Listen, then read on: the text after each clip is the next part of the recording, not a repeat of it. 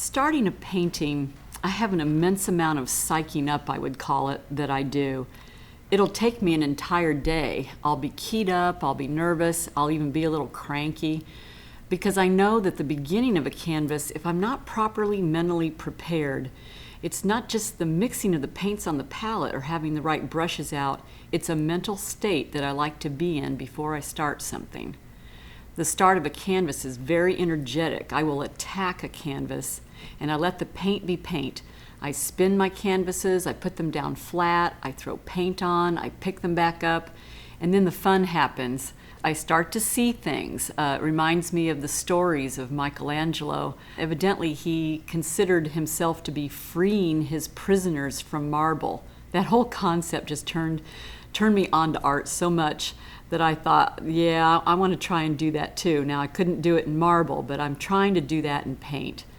To this day, as an adult, I can't look at a wooden floor and not see a face in the knots of the wood. I can't sit in someone's bathroom with a marble floor and not see somebody's face on that floor. It's kind of crazy. That is a little crazy, but that's the idea. So I will look at a canvas and I'll look for imagery, and if it emerges and if it's in there, I will pull it out and I'll start rendering that form. I discovered the red string in a canvas I did about 5 years ago. I was working on an aqua palette and I wanted the red string in there, that vibrant, vibrating cadmium red. It also happens to be the opposite of aqua. It just vibrated visually on the surface of the canvas so much that I thought, I like the physical look of it. It's creating a different dynamic than I had found before. And then I started playing with what I was going to attach that red string to, or where was that red string going to go through the canvas. That started creating more narrative ideas and stories for me, just that simple red line.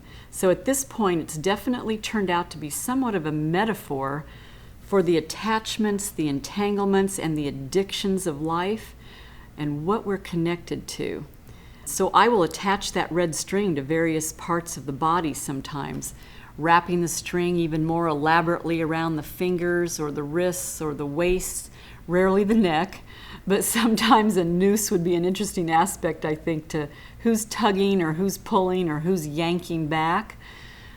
I was incredibly lucky to have studied with Isabel Bishop. I remember when I first saw her, when I walked in the room, she was truly an elegant, beautiful woman. But I remember thinking, too, that she was absolutely ancient. She was truly a lover of figurative art. She stayed true to the figure and the portrait. She was obsessed with the figure, I would say, and devoted to figure painting. You see, in those days, in the 1970s, when I was studying with instructors in undergraduate school as well as postgraduate, like I did with Isabel Bishop, who were all out of the Yale School of Fine Art, and or they were instructors from the Art Students League, which I would end up going to years later. The Art Students League in New York was a fantastic place where truly the men were separated from the boys there. If you could not draw an arm, they would not let you paint an arm. You would have to leave painting class and go back to drawing. I've stayed with the figure in my entire career. I love the figure. I feel like I'm good at rendering the human figure, so I might as well, stick with what you know.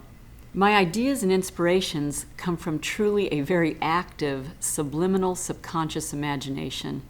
I have to say that I am so fortunate as an artist that I wake up every day and always have an idea. What I have to work on is having all the time I would like to actually make all the paintings I would love to make. Constance Edwards Scopelitis is proudly represented by Indie Contemporary, a division of Modern Masters Fine Art and Brokerage in Indianapolis. Visit indiecontemporary.com for more information.